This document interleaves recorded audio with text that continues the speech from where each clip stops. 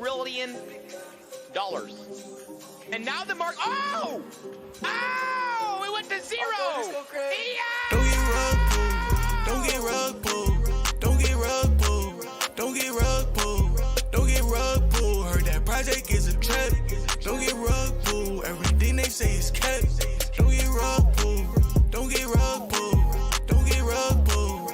Don't get rug pulled. Don't get rug pulled. Turn your savings into scraps. Don't get rug pulled. They be plotting on your racks. Whoa, whoa. We gon' know where we at. New USB for my racks. Not slipping, no, I never let. VPN changed the map. He lying, you know that he kept. I know he be hacking. Look at the way I check. The same way I bring racks in. That's the same way I bring racks in. Damn! That's the same way I bring racks in. That's the same way I bring racks in. Don't get rug pulled. Don't get rug pulled. Don't get rug pulled. Don't get rug pulled. Don't get rug pulled. Heard that project is a trap. Don't get rug pulled. Everything they say is kept. What's up, my fellow NFT collectors? Welcome to the FUDDERS live stream. We're back for our weekly live stream where we go over all the bad news that's going on in the NFT industry with my co-hosts BE from the VeVe Drop channel, and of course Mo Knows. And our special guest this week is a VeVe OG, Mr. V. And I want to introduce you guys to Mr. V and let you learn a little bit about him before we get started. What's up, Mr. V? Thank you for joining us. Will you let the people that are watching let them know a little bit about your journey on VeVe, how you found the app, and what you like to collect? All right, sure thing. Thanks so much for having me, guys. I appreciate it. Looking forward to having a great discussion today. So a little bit about myself. My introduction to VeVe kind of stemmed from the Robinhood fiasco. If you guys remember, there was the GME stock that kind of caught a lot of people off guard, I guess. I put a big chunk of my funds into it, and then I got locked out. And then by the time I got access to the stocks again, it was too little, too late. It tanked, and I kind of had to start fresh. Let's say it was my first time toying around with stocks, especially like having something readily available at the tips of my fingers. So out of frustration, I kind of looked over to another asset class, and that was crypto. And I was watching this one channel. It's called Cryptos R Us, and the host his name is George, and he usually kind of like debriefs on how the day goes, what's going on in the broader markets. But then there's this Q&A session where people are allowed to ask about different projects, and he might look into them. And one of the projects that somebody had brought up was Omi. And then he went on to talk about how it's connected to the VeVe app, and there's these digital collectibles with big IP such as Disney and Marvel, DC Comics, those sort of things. And that did catch my attention. It was the spring of 2021. However, it was something that I wasn't personally ready for. And then, so fast forward a couple months later, September 2021 is when I ended up downloading the app, and I bought my first collectible, and then it just kind of took from there. Nice. Awesome. Yeah, I see you in the market all the time. I know you got a pretty good collection. Is there anything in particular you like to collect on VeVe, or are you just buying it all? When I first started, I would collect everything that I could because the selection was very scarce. Like, there were very few collectibles available and sets. So I was just kind of trying to collect everything that was available.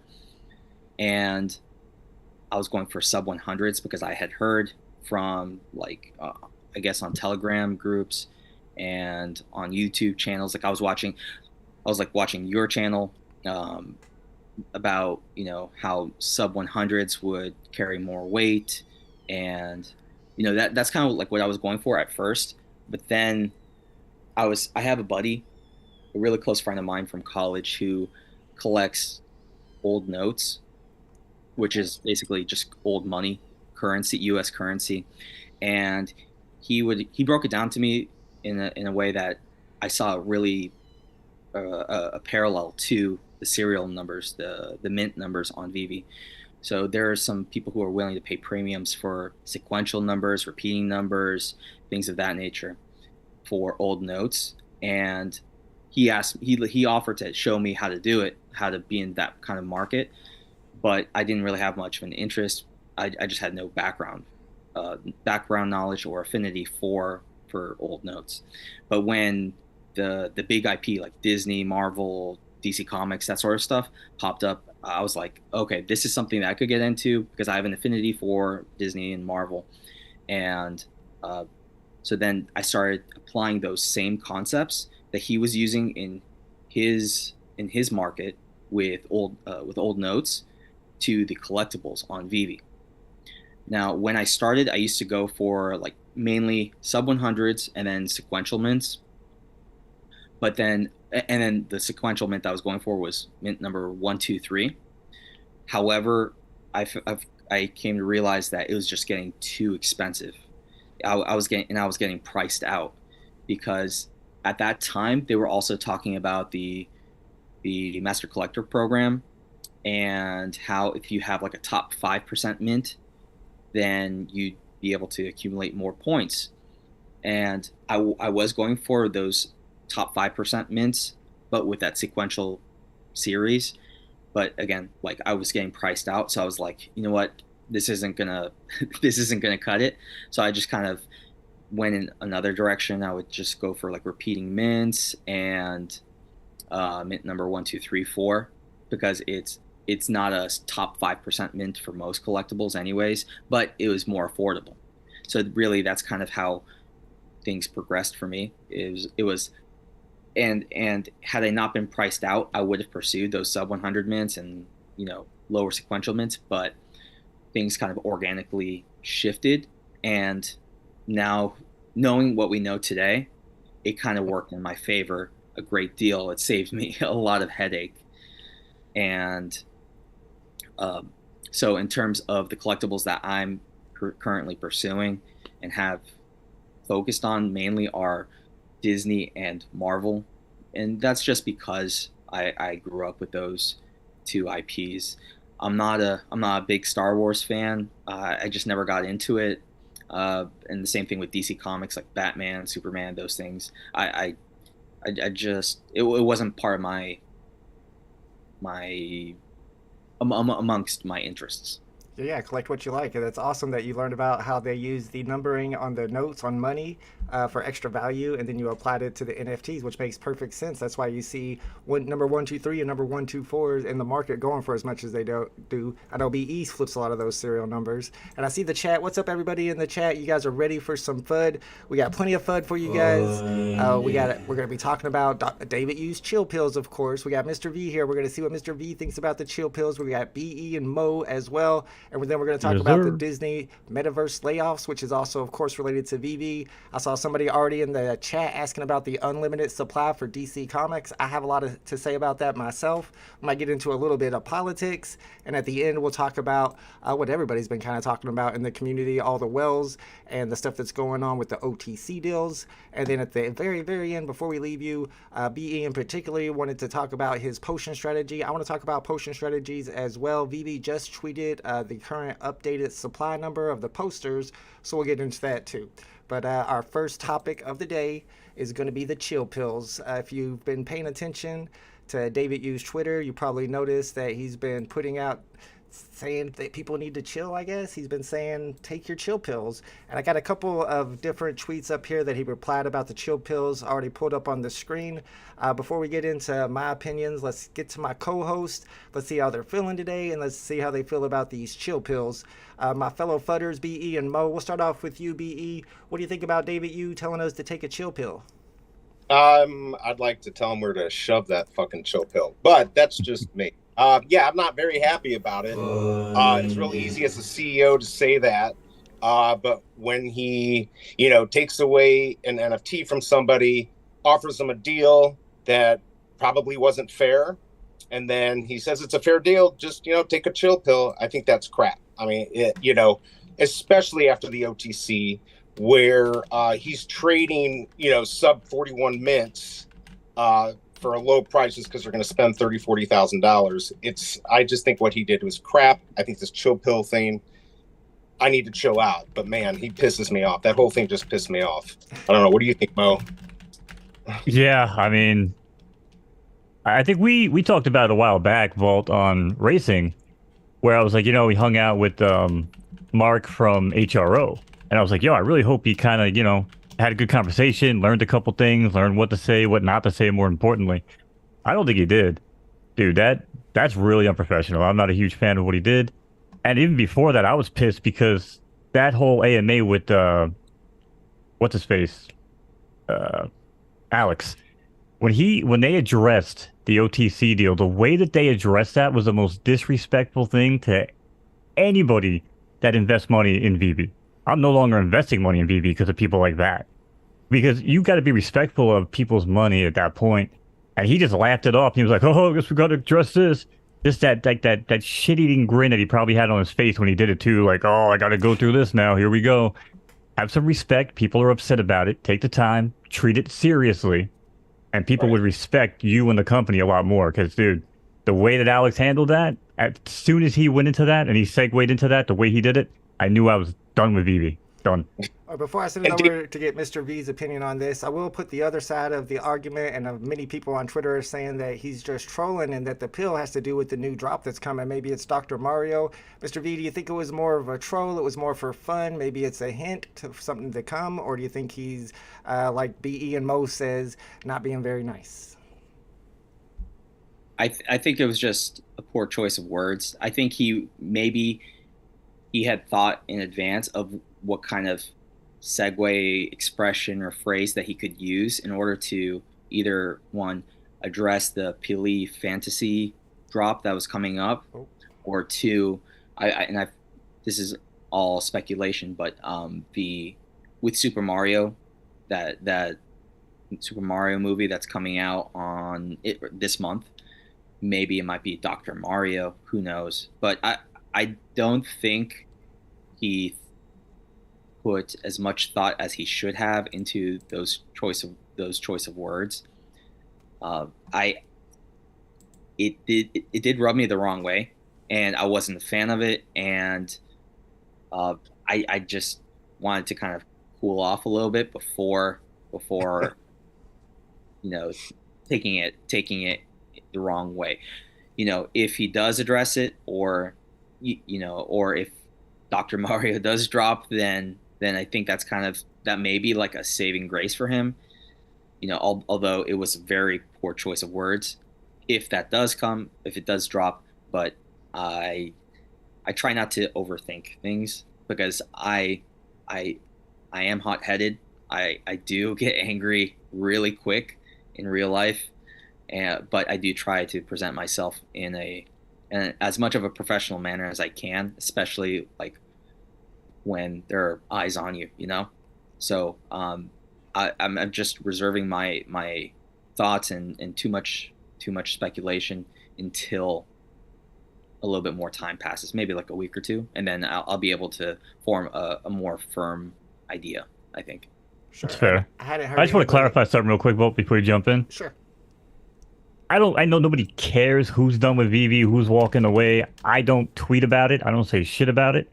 I just do what I do. Again, if I feel disrespected by people, if a girl's going to, disrespect me, I've never been cheated on because the girl even thinks about it, we're done anyways.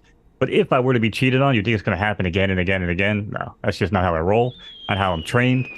So again, when you see the way that they've been treating the situation over and over again, the way Alex handles the situation, nobody cares I'm leaving, but I'm done. So we talk about it here. There's no reason why I even mentioned it, but just want to clarify that. I'm not like, oh, I'm packing my bags, I'm leaving. I'm going to save what I have, and if it's worth anything, then if not, I blew whatever I blew in the past year and a half, and I'll just, I met some cool people along the way.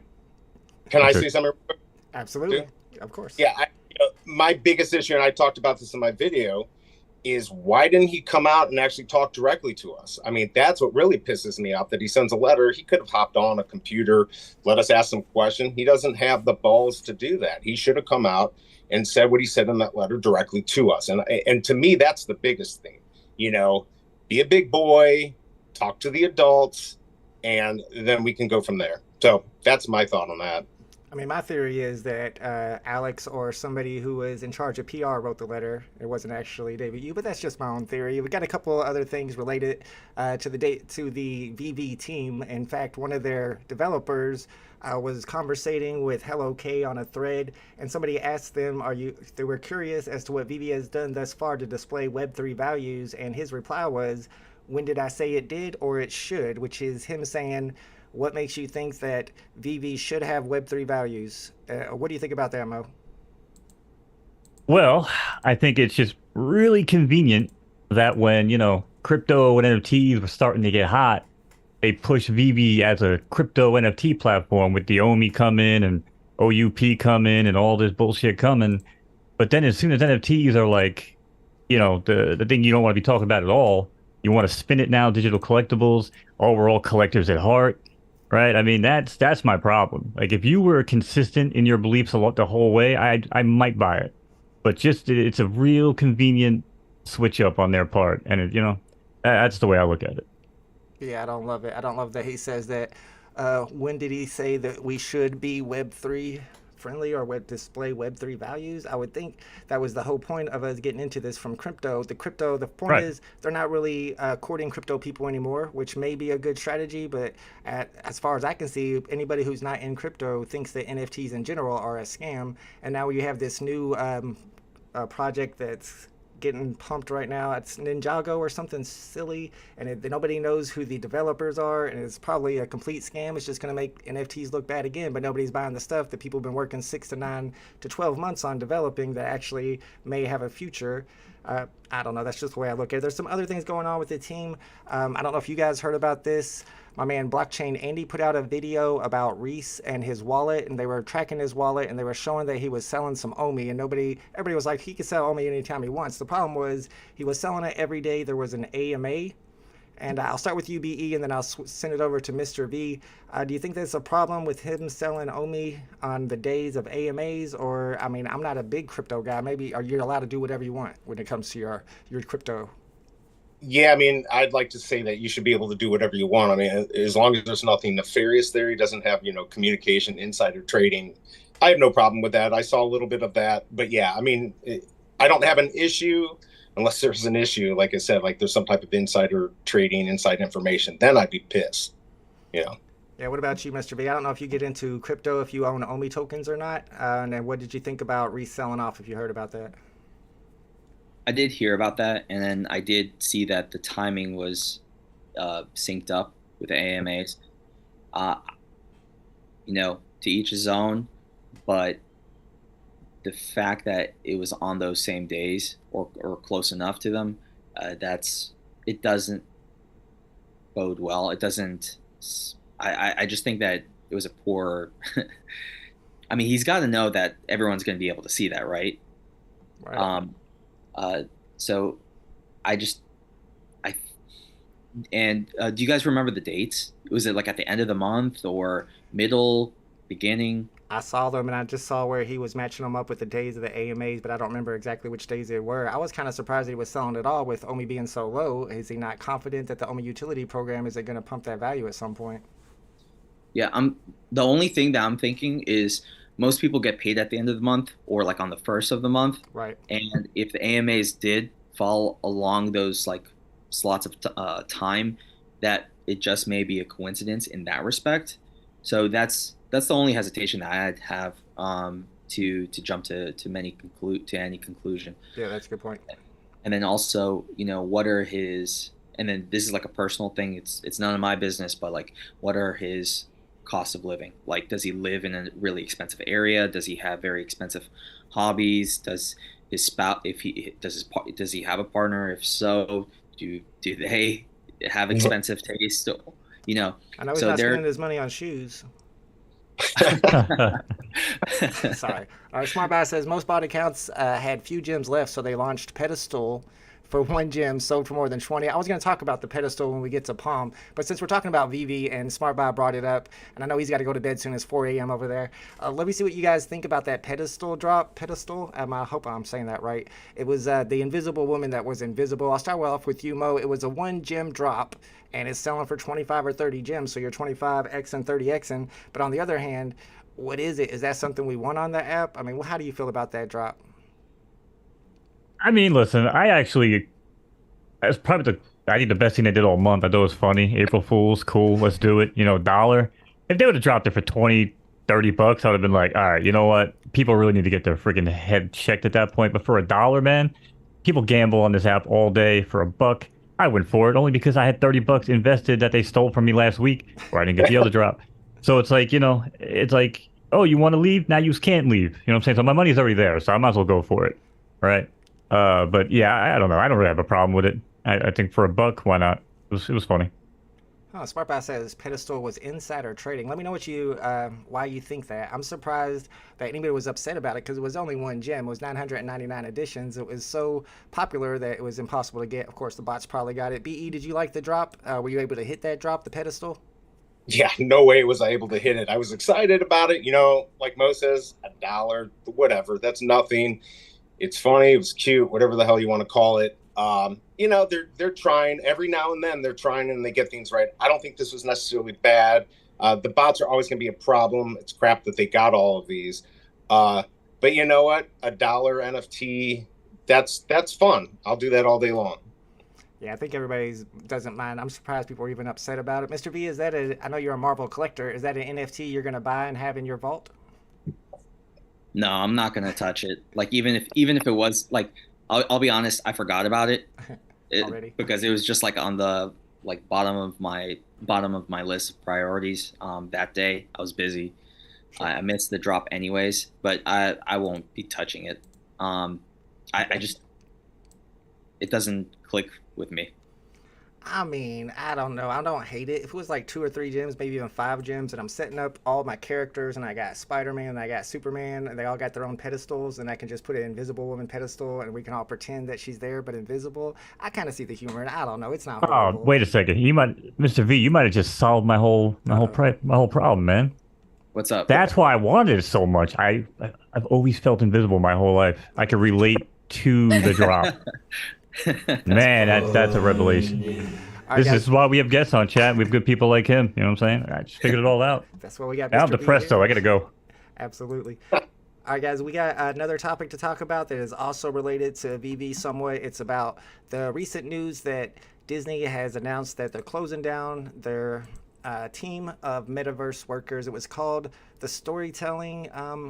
I can't remember. It's in here somewhere. It tells you exactly what it's called. But I kind of like the name of the whole thing, that the department, Next Generation Storytelling Department. And that was what the Metaverse was going to be for Disney. And they decided to shut it down. But it also goes with a lot of other layoffs that were happening at the same time as well. I'll start off with you, BE, this time.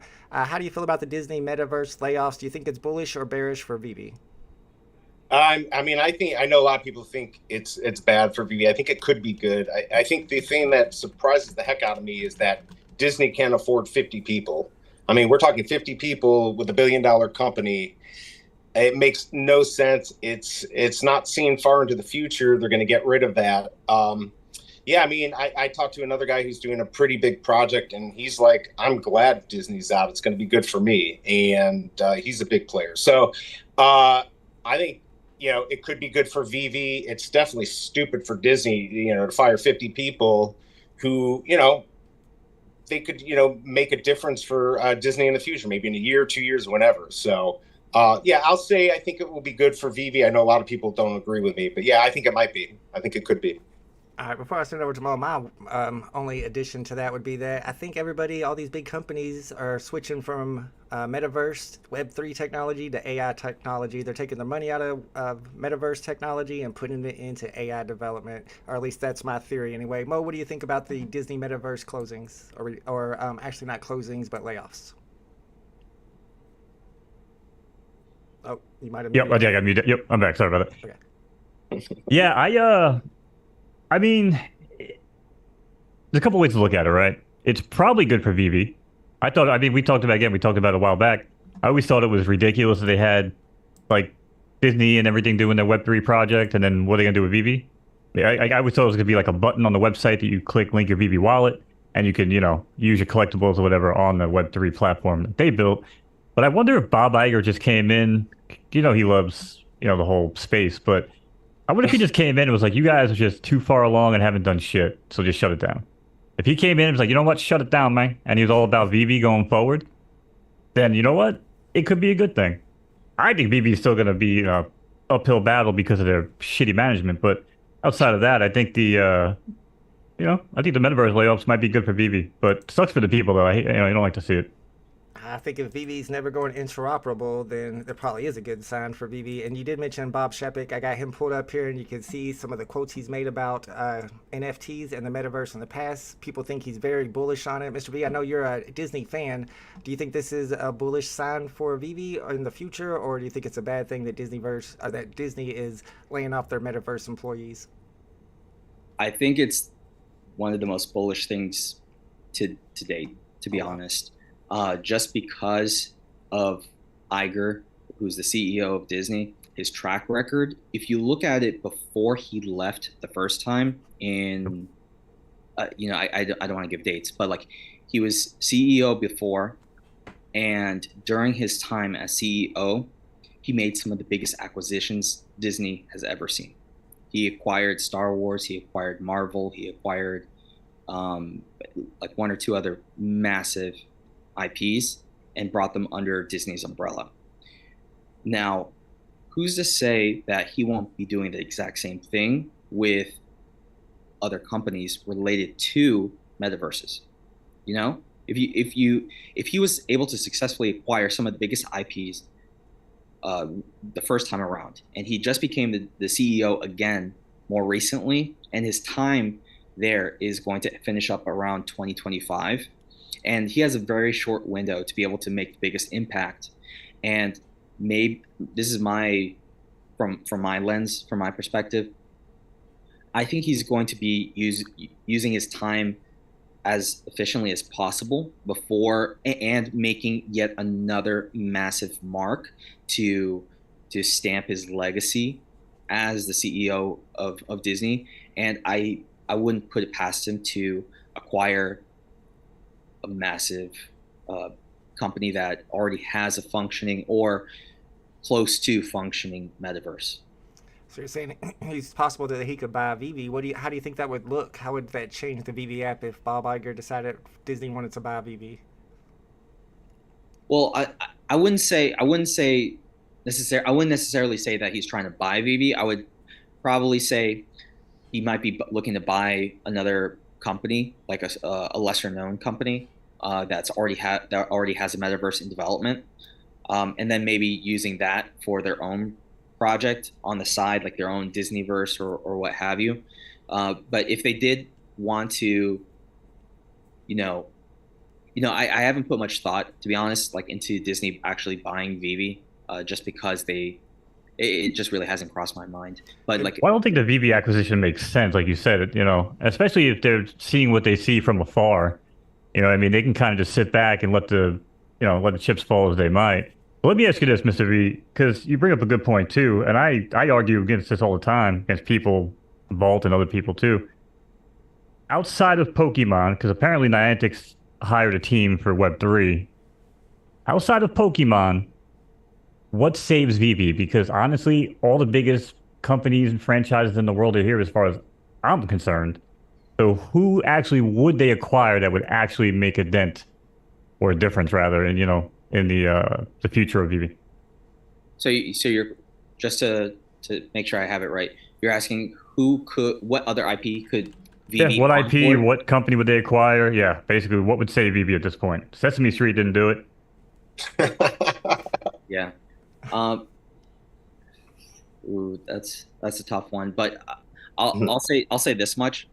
From my background, a lot of it stems from how we see ourselves in the future and how we're interacting with each other. So if you look at the past 5-10 years, we've shifted a lot from in real life communications to online communications. And if that trend does continue, which it absolutely looks like it, and I have no reason to believe that it won't continue that way, future is the online world. Yeah, it's Ready Player One. Yeah, exactly. Yeah, 100%. And if we actually align our real lives with how we see ourselves in the future, who wouldn't want to try and get ahead of that? right? So what resources do we have available today to be able to allow us to have early access to how we see ourselves in the future? The one, and really, I think all of us joined VeVe because of the IP, right? That was the biggest selling point for me. Otherwise, I wouldn't have touched it. And like I was Right, but to already make money though, no. yes, in a sense.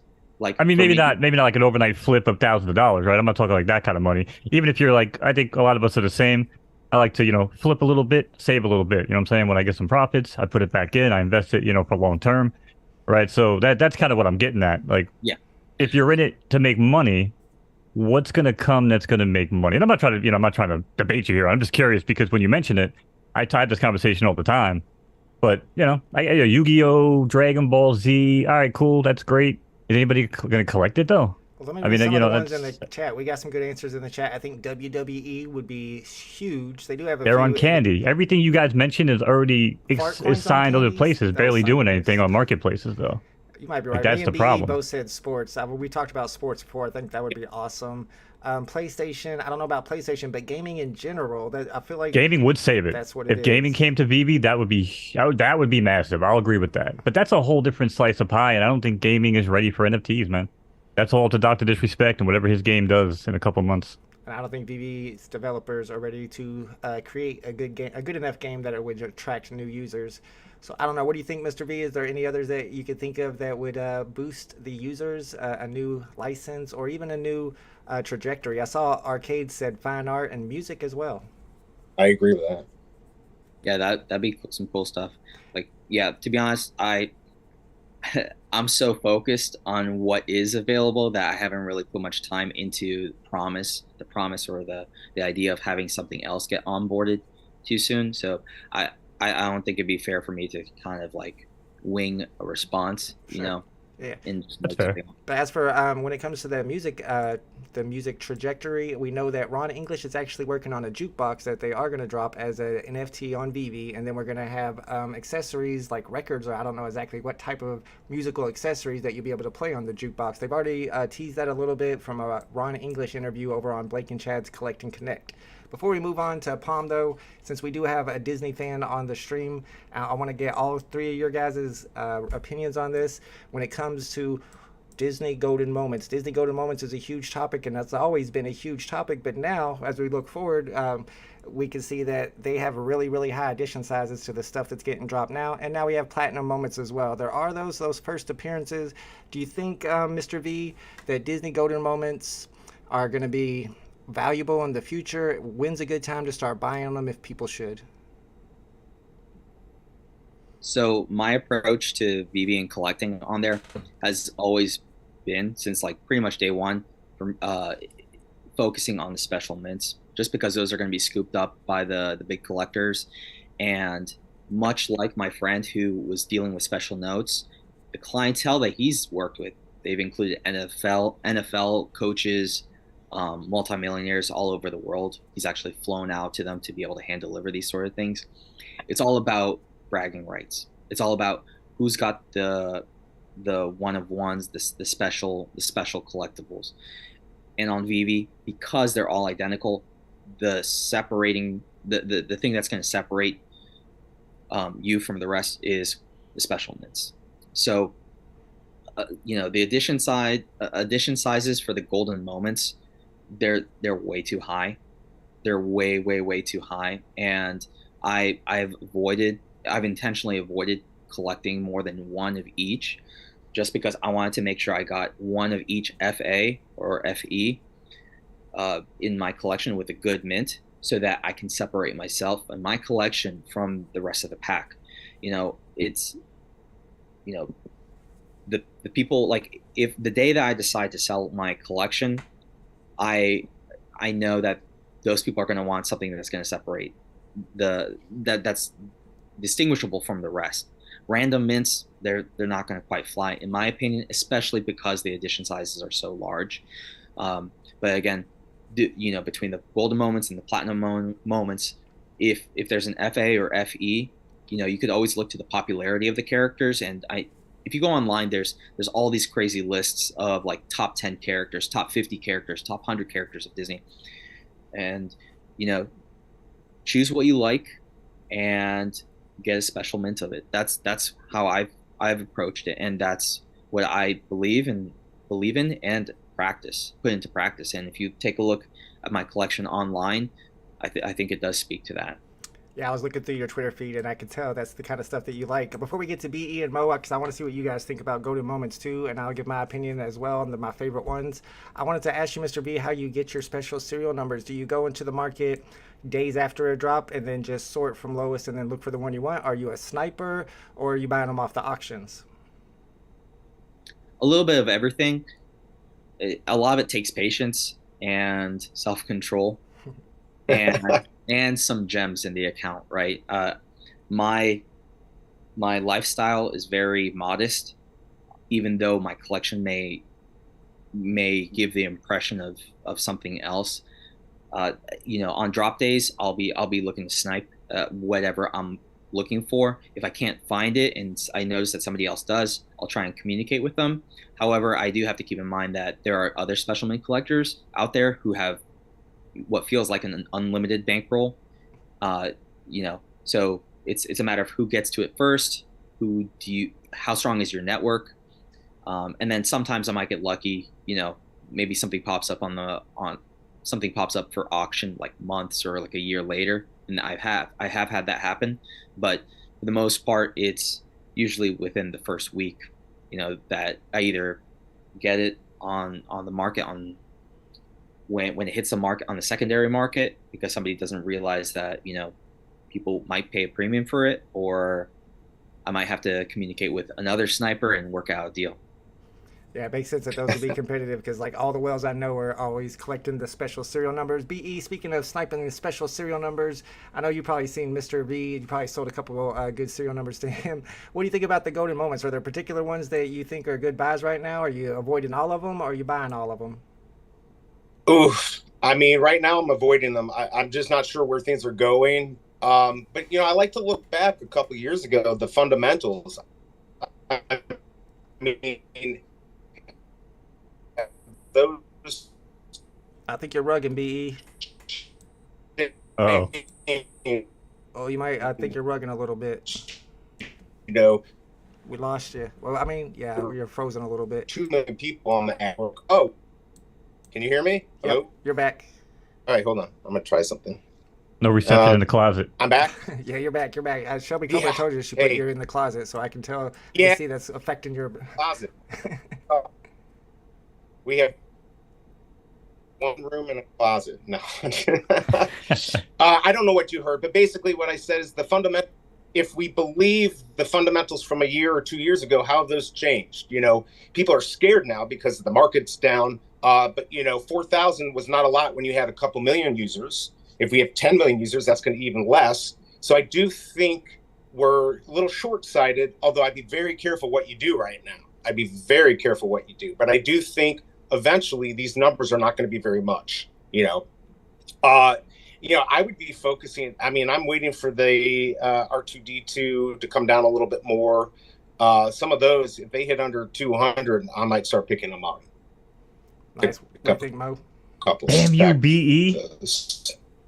This is why, Vault, when I first hit you up, I said it's just going to be me and you. We don't need a third wheel. Look what's happening here. Don't tell him. He just took all my talking points, bro.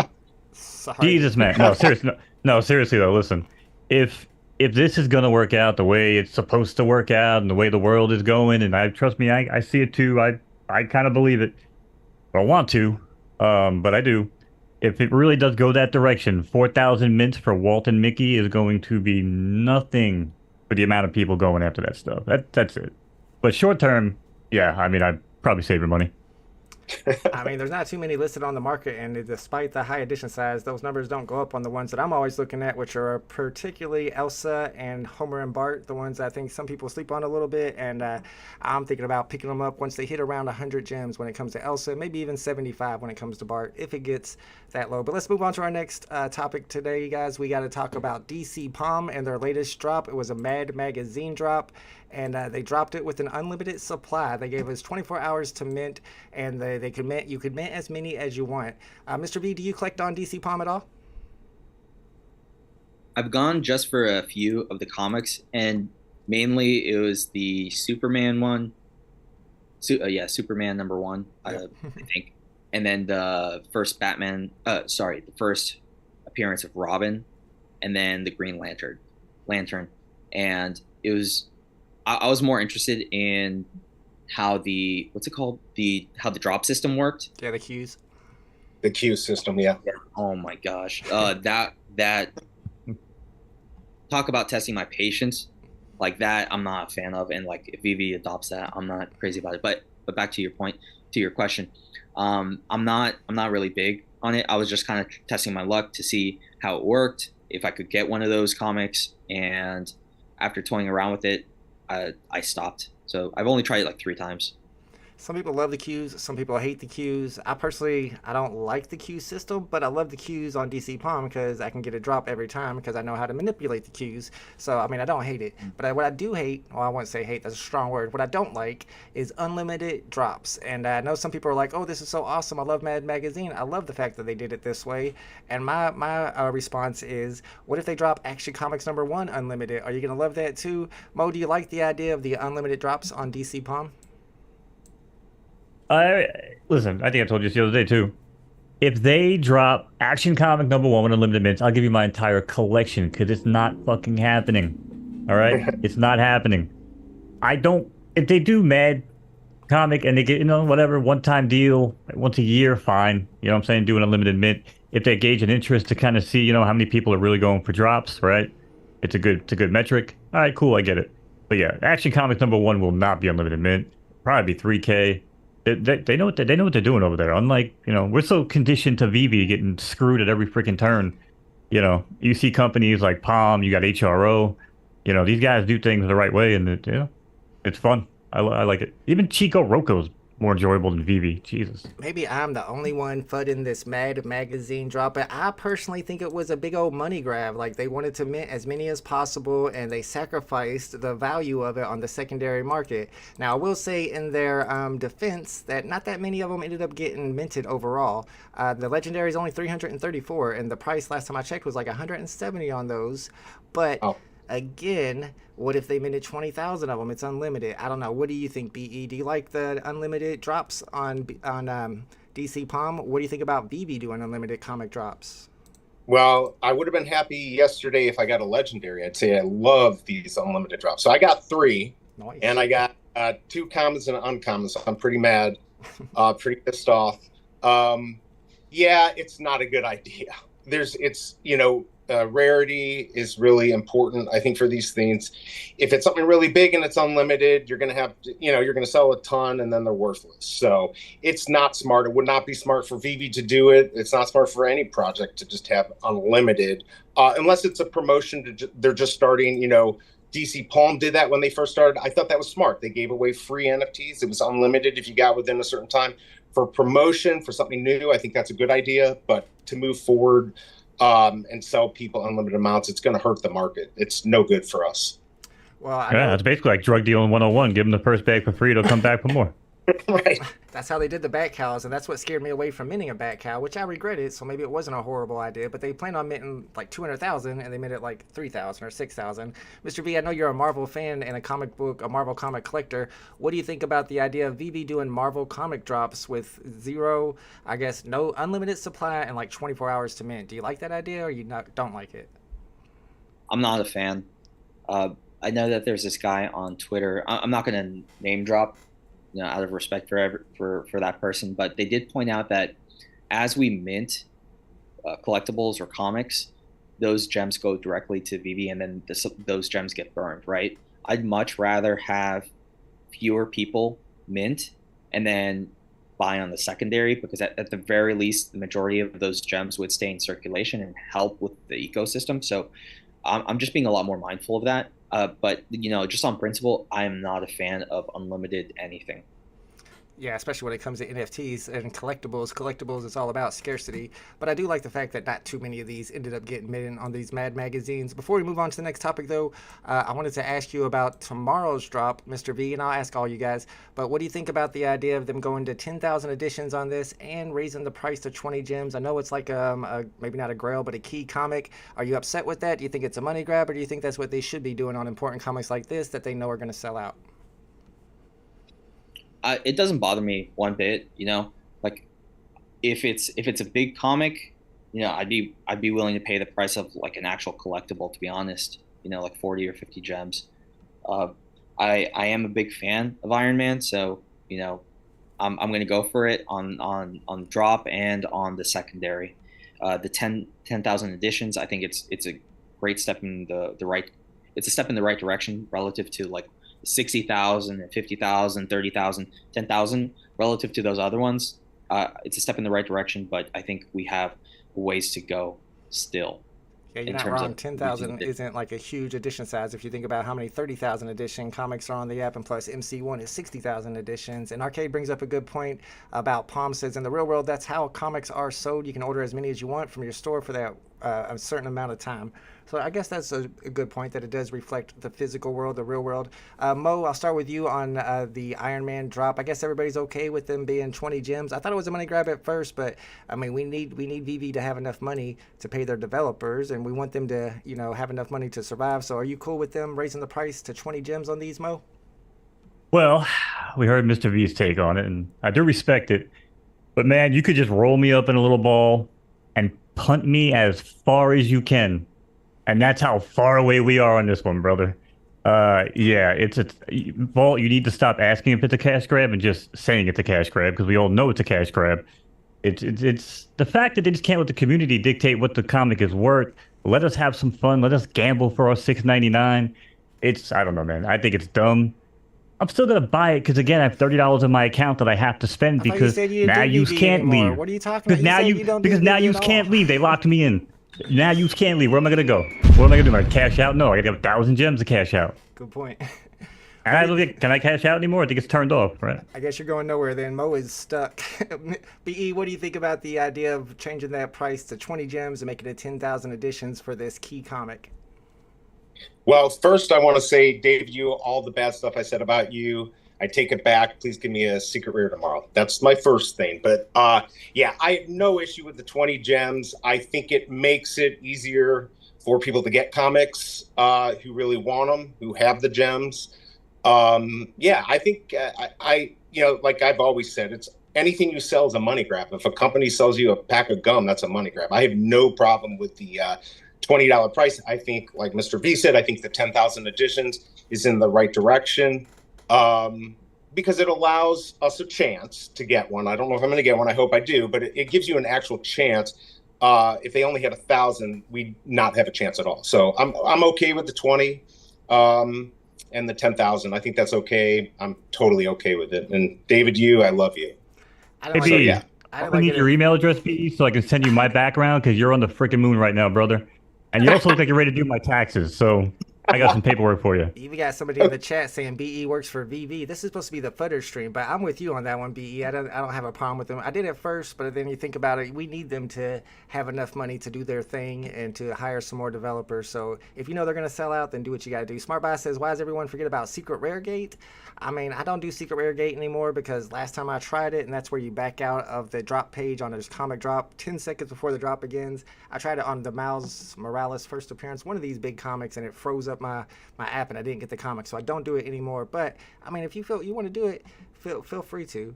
All right, let's talk about some more stuff. This one, I don't know if you guys are interested in this or not. Me personally, I watch a lot of politics and get into politics a lot, and a lot of people were talking about how on April 1st, Gary Gensler changed his Twitter profile page to him wearing the NFT shades, and a lot of people thought that was kind of him saying that he's coming after NFTs. And if you've been paying attention to politics, congressional politics at all, you know that Elizabeth Warren just had a congressional hearing with Gary Gensler all about NFTs, and it was really straightforward. It went by really quick, and it wasn't good for NFTs or crypto. But afterwards, somebody used a Freedom of Information Act to get all the information, the emails between Warren and Gensler, and they found out that all those questions and the answers too were both all pre-scripted. So it was almost just like a coordinated attack against crypto. And some people theorize that maybe they're trying to get rid of crypto so America can bring in its own digital currency that they can monitor and control, which a lot of people don't like because they think it takes away from their privacy.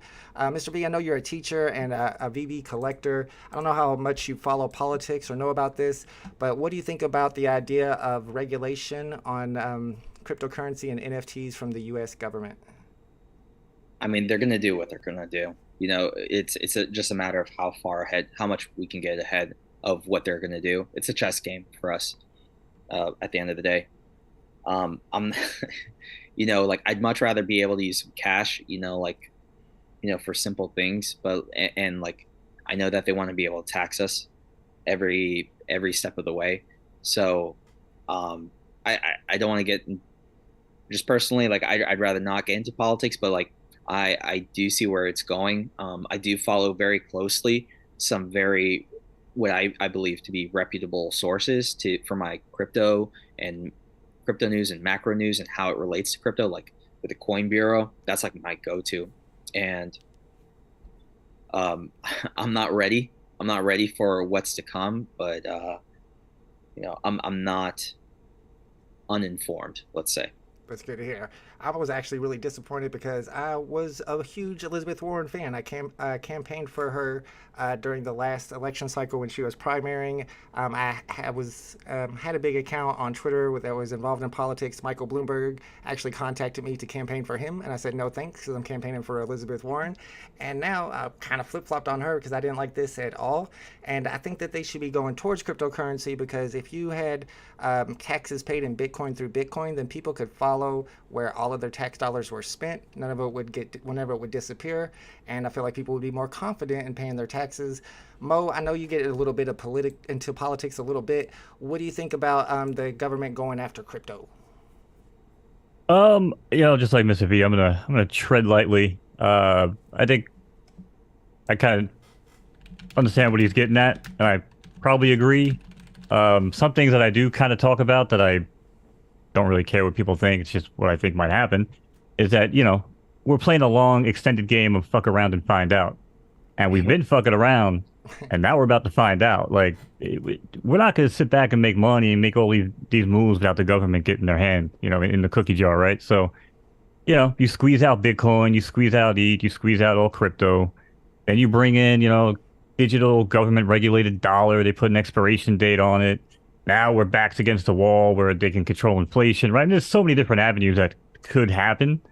Again, we're not going to probably go down that road here. There's not enough time, but you know, it's scary, man. It's scary. There's a few pictures of her too, where she's got her hands out like freaking Hitler, and it's kind of weird. So I don't really trust people like that. She's like a progressive Democrat. That's more of a right-wing thing. The Hitler sign. Come on, that's somebody just paused it while she was walking along or waving or something. It's more like Stalin. Yeah, it's just the way she was embracing the crowd, man. Like people that are like, you know, good people, they don't do that. They don't seek praise from people like that. Right on. All right, BE, what do you think about the government? You think they're going to cut out cryptocurrency altogether? And what if just America government says, we don't want crypto anymore, but the rest of the world, they can still do crypto, right? There's no way they're going to cut it out, but they're going to regulate it. They're going to regulate everything. I think they're going to regulate NFTs. Like Mo said, they want their hand in the cookie jar. There may be some good things that come out of it, like some regulation. We won't have these rug pulls, or I guess we still could. Excuse me.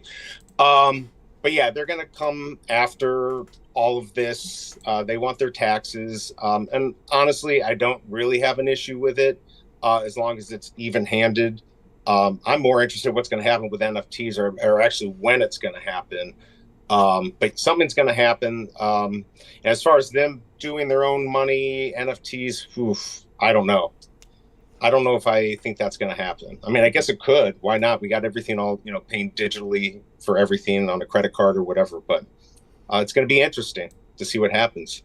I don't think that's a horrible idea for them to do their own cryptocurrency. I just don't want them to get rid of cryptocurrency in general. And I do want more regulations. As a left winger that I am, I like big government and I want them to regulate it. I want them to put laws against botters so that when somebody bots something, we get their IP address and they stop botting or they go to jail. But that's wishful thinking. We'll see if that ever ends up happening or not. Let me check the chat real quick. A bunch of Pocahontas haters in here. Look, man, I also always said that I was somewhat Native American because it was always told to me but I can't prove it. I don't know if it's true or not. So I'm just like her. So I give her a pass on that one personally. And that's all you got on her. And y'all been talking about it for 20 years and that's all you can find on her. Then that's probably not a good thing on your side. What would be your tribe? Maybe like Chief Running Drop? Chief Smokes Green Trees. I don't know. All right, let's get on to the next topic. We're getting back to VeVe. We're going to talk about the whale wars a little bit. If you guys have been paying attention, which I'm sure you have, you guys probably know about Danny Boy LIAC, who did the OTC deal with David Yu, and he's been kind of going at it with Dr. Profit. There we go. I've got a video I wanted to show. We won't actually hear this, you guys, but the crowd will. So it takes like 2 seconds. This is a video that Danny Boy put out like 9 months ago. You know, doing these sort of dodgy back deals, you're just going to create It problems. had a baby during this time. Not only the image of VeVe, but the anti-money Right, so he's laundering. basically saying that doing off-app deals is horrible for this ecosystem. And then Dr. Profit just recently replied to that tweet, or I think he like quote tweeted that message, that video that Danny Boy put out, saying that this did not age well because Danny Boy, that's JDS the movie, now he wants me to buy his collection for 3.5 million USD with the added benefit that he does not need to report me to the Australian SEC, Securities and Exchange Commission. And this was right after the OTC deal. So what I was kind of wondering was, did Danny Boy get a bunch of cool Grail NFTs from VeVe and then try to sell those NFTs the next day to Dr. Profit? BE, what do you think about this whole situation? Oh man, it pisses me off. I mean, you know, last week when we did this, it was like, oh, Danny Boy, he's a player playing the game, whatever. But then to see that video that Dr. Profit put out from 10 months ago saying, you know, oh, these backroom deals are dodgy, and then he does it, it's ridiculous, and it hurts us big time. It hurts Dr. Profit. Obviously, he's got a lot of money into this. And that $3.5 million deal, I don't know what the hell that is, but yeah. I mean, Mo, what do you think? I mean, isn't it ridiculous? I mean, You know, I know when the news first broke, and I feel like VeVe and everybody was scrambling. And I'm going to preface this real quick because I'm about to go on. I'm about to rip a tangent real quick. I love my collectibles, but that dude should have been paid for VeVe's damage control statement. Because he was on his stream being like, well, you know, in the collectible world, this happens all the time. And it is true, you know, to a certain degree. Maybe not as backdoor shady, but, you know, and I feel like the next day or whatever, they came out and they started talking about, you know, well, of course, you know, he's collectors and, you know, this is what collectors do. They like find people that value the collection just like they do. They wouldn't just sell it to anybody. You know, they give you the song and the dance, but then what happens? He's clearly trying to sell it. So he's not a collector, you know, it's not like he's sitting on it. He's not hodling it for 10, 20 years. The dude is clearly, you know, doesn't respect the collection. So that, to me, that doesn't make sense. Like, it all lines up, and it just seemed like weird damage control and the whole situation. Like I said, man, I got $30 to my name in VeVe. After that, they can go scratch. I'm done. Yeah, it didn't make a lot of sense, and I feel like we've been talking about it for a long time. The whole community has. But I mean, if you want to get into discrepancies, like you mentioned, they said that he was a collector, and then 10 minutes later, they said that he represents a group. So I've always said, is it a group of investors? Because I've never heard of a DAO of collectors. Mr. V, you have an account that's probably worth more than all three of ours combined. So maybe you have a more important opinion when it comes to these wells and the OTC deal that happened. You know, I feel for the lowest public mint collectors because they put a lot of time and money into accumulating and searching for these lowest public mints. So and I don't have any skin in the game in that respect. And in terms of the OTC deal, I was kind of trying to read up on like different different ways that it could be interpreted. And then like one thing that came to mind that I came across was insurance, and the whole idea of how people could be made whole in the event of something that comes up, right? So like the idea with insurance is when an accident does happen, that you are covered up to the value of what you had at that point in time. And I was thinking, like, there's this other situation going on with Amar. I don't know if you guys have heard his name, Amar Singh. Yep. But he was part of the Rewind Collective situation, and he was hiring, or he had a team of independent artists, that who have not been disclosed as far, allegedly, right? And they were the ones who created the collectibles on VeVe for Rewind Collective / I don't even know how to pronounce it. Yes, that one. Now, and then I think some of the collectibles were incorrectly labeled under that company, right? Am I remembering? You're this right, and they ended up changing that later on. Yeah, I don't know if those collectibles that the person involved with this OTC deal was able to transfer them back to VeVe. Do you guys know if that collectible was part of the renamed or incorrectly labeled? Yeah, those were the two ones. It was the House of Cards Amelia Earhart, the House of Cards Cleopatra, and I think he sent a whole bunch of Amelia Earharts and then a few Cleopatras, and it still says Givenchy in it, but I think it says it on the set, and it used to say it on the license. They took the license part off and made that Rewind Collective only, and now it just says the set is Rewind plus Givenchy. Okay. Right. So my thought on that is that he was made whole again based on the value of the date of purchase, meaning, so like whatever he paid for in gems, he was credited.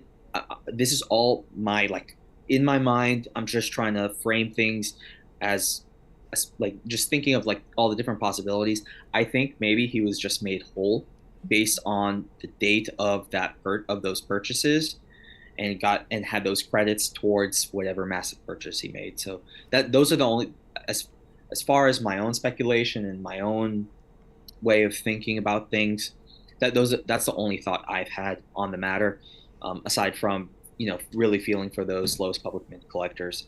But there's a lot to be said. There's a lot of things that we're all on the edge of our seats to find out, and hear from the VeVe team, and I just can't really go beyond that. Yeah, that makes a lot of sense. I think Silicon Secure had a similar theory, and then I noticed that Danny Boy had bought another Amelia Earhart after all this, so I was like, oh, so that theory must not be true. But then Silicon DM'd me and was like, look, he just showed that he needed that one Amelia to complete this set. So I think he sold them all or traded them all back in, and then he bought one back just so he had a complete set. But we don't know for sure. But I mean, the theory makes plenty of sense because they did in fact change that license, and we know there's a lot going on with the Amar Singh and Rewind Collective right now. So I don't know. What do you guys think in the chat? Let us know what you think. And if you have any questions for us or for Mr. V as well, let us know. We want to get into our potion strategies a little bit because they've gotten an update now on how many posters have been minted so far. And if you've been keeping track, they've been minting about 10 of each every day. I don't know if that's going to continue, but if they keep minting, like burning 40 potions per day, you could see how many are left. It doesn't actually show it right there. I think there was like 1,000 or 1,200 left. And I know, BE, you wanted to talk about your strategy when it comes to the potions. Go ahead and let us know what you're doing with those. Well, I haven't made any moves because I'm fascinated what's going on. You keep seeing everything going, this way with the posters. One goes up, one goes down. I think what I talked about in my video when this came out was a lot of moves are going to be made at the last minute. And I think in the end, that's what I'm going to have to do. Maybe I'll mint one poster, try to figure out where it's going to go. And then at the last moment, kind of see where the numbers are at. And then, at that last minute, try to make a good play. I think that's the play to make, but I'm usually wrong. Yeah, right. You're usually right. You're one of the best market snipers. I'm liking the way that the numbers are moving right now. I own 3 of the potions, and my plan is to hold the potions. But I mean, I was very tempted of minting or selling one when they were at like 200 and something yesterday, a couple of days ago. Seeing that price could come back down, I'm kind of iffy on if I want to sell or hold. Mo, what are you doing with your potions, or what do you think the best move to do with the potions is? Well, I didn't get a potion on the drop, and there's a sucker born every minute, but it ain't this guy. So I was not buying out on the market. But I will tell you this, it's gonna be kind of funny, and maybe not funny for the people that buy it. But everyone, when the Metaverse opens and the VeVeverse opens, I'm gonna laugh my ass off when VeVe has shelves. Because all these people that buy platinum shelves, they're gonna have wasted their money. You'll be able to just walk into the VeVeverse and just pick one up and put it on the wall. But other than that, yeah, I'm not really messing with them. I don't really, if they came down, like I said, like 125, maybe I would have grabbed it when I had the gems in there. But yeah, like I said, I just stacked up some other things that I wanted to hang on to while they're cheap. And yeah, I'm just kind of riding it out now. $30 to my name and I'm out. Yeah, I like the mechanic. I'm still deciding what I'm going to do with mine. I might end up owning all 3 long term. Mr. V, I know you collect Disney stuff. Do you own any potions or any of those posters? And what is your strategy for the potions? I'm not touching any of it. Like I have limited resources, and I decided a while ago that I'm just going to be focusing on first appearances of like the biggest characters, the ones that I actually like. And in terms of the posters, the only ones that I'm like actually a believer in are the Club 35 ones, like the 35 Master Collector points. I'm not focusing on the Master Collector points, but the original ones, like the one with the rocket, the whale. Oh yeah. The old school ones. Those old school ones. I think those were the first Disney posters that dropped on the market, right? Depending on if you count lenticulars or not. Oh, yeah. Like I think that those lenticulars fall within a separate under a separate vertical. Is that right? Am I phrasing that right? Oh, hard to say. I think everybody has their own opinion on it. Some people might consider those to be like posters, but other people might consider them to be more like collectibles. So I'm not sure. Yeah. So I do like the lenticulars. I do like that poster set. I have a matching set of that. So those are the if you were to consider both of them the same, I do have one set of the lenticulars. I do have one set of that original poster set from Disneyland. But ever since then, it's tough to hold on to the gems and have enough for like those big drops. So I just kind of stayed away. Like the Minnie Mouse poster set, I didn't touch. I may have tried to flip some stuff, but with these, like the potion, and the Platinum Moments posters, if I have any intention of holding my own and keeping up with the other special mint collectors when FAs do drop for the other Platinum Moments, I can't necessarily afford to pursue them. Even though I will say this, they look pretty cool. Yeah, I like the design of them. I think I may end up liking the scarcity if not too many of them more get printed. But right now my plan is like BE. I'm gonna wait. We got 30 days total, so we still got a long time, at least 3 weeks or whatever. And keep an eye on the market. Keeps my eye on how many get burnt, and decide if I want to make a move and sell my potions. But I'm probably holding all 3 of them, maybe even past the burn time. I like the potion. I'm gonna be an alchemist, is what I keep telling everybody. All right, Mr. B, what we like to do at the end of our FUDDERS stream is we let everybody go around and tell the listeners what's one thing that you're excited about coming up this week in the NFT industry. I know last week Mo didn't have anything, which I thought was crazy, but honestly, I don't think I have anything this month. I mean, I guess Iron Man, but with it being 20 gems, I'm not super happy about that. And I don't even think I'm going for the Peely drop. We saw that DC announced their comic. It's not an important one or anything, and we don't know what's going on with Elm on X. So I'll start with you, BE. Is there anything that you're excited about in the world of NFTs this week? Oh, yeah. Tales of Suspense 39, no doubt. I will be on all. I'm skipping Pilly or whatever, however you say it, because that's just a crap drop. I'm excited about Iron Man. I think lots of people are going to be excited. I'm glad it's 10,000, which makes it much easier for me to snipe the market on. So I'm super excited about that. A few of these other comics, the the Disney one on Wednesday and the Thursday one. I mean, I'm not that excited about those. So yeah, tomorrow I think is big. I think it's a grail. So I'm excited. That's my big one of the week. Yeah, I need to quit poo-pooing tomorrow's drop. It actually is. It's Iron Man first appearance. I don't know why I'm not more excited about it. Like you said, there's 10,000. There's going to be a lot of flipping. I'll probably stack ultra rares, hopefully at the right time at the bottom, grab 4 or 5 of them and wait for them to double in price. Mo, what are you excited about this week in the world of NFTs? I was excited about this show until I realized I was on here with a bunch of Moon Boys and UNBE. Nah, just kidding.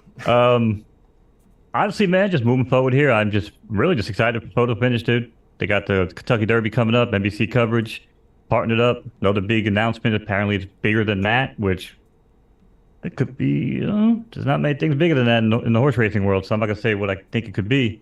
But yeah, man. So that's pretty much what I'm excited about. I'll tell you guys what he thinks it is. Mo thinks that Photo Finish Live is going to have a deal with TVG, and if so, we are going to the moon. I don't know if it's actually happening. Mr. V, is there anything in particular that you're excited about in the world of NFTs coming up this week? Just the Iron Man comic. I don't know how many people are actually doing this, but I'm looking to mint match the comic to the collectible. Ooh. And that, it's something pretty tough to do because I'm up against some steep competition and other people who are trying to do the same, but then there's also some overlap. Some people just want certain mints and are quicker than me. So yeah, that's pretty much it. Yeah, I like the way you do matching mints on your sets. I've seen a couple of the posts that you made about it. Those are really hard to do. I tried to match mint on one of my stamp sets, and I got 2 of them. I needed 1 more, and it was just nowhere to be found, and I just had to give up with that whole dream. So the fact that you're actually able to match your mints is pretty awesome, in my opinion. Yeah, it's smart. Long-term smart. Shout out to Marquez is in the chat. He says he caught a UFO on camera yesterday. I saw that tweet, Marquez. I zoomed in. I'll say it looks like a bird to me, but what do I know? I'm just saying, I don't know. We might need to examine it. I'm a UFO believer, but I felt like I saw some wings. All right, guys, we're going to be ending our FUDDERS stream for tonight. We do this every Monday at 6 p.m. Eastern Standard Time. If you guys want to mark that on your calendar or click on notifications so that you get a message whenever we go live, you can do that. And make sure that you guys subscribe to BE and Mo. Their YouTube channels are in the description below. Mr. V's Twitter, you can see it right there on the screen. It's also in the description, so give him a follow on Twitter. And we appreciate you, Mr. V, for being on the channel with us and for giving us all this great insight on how you collect. It's been very helpful and very enjoyable. Yeah, man. Appreciate it. That was good meeting you. And BE, appreciate you as always, coming on here from your closet and chat. We'll see you guys next week, man. It was fun. Good seeing you all. Yep. Thanks for watching, everybody. Have a great week. Later, homies. Yeah. Bye.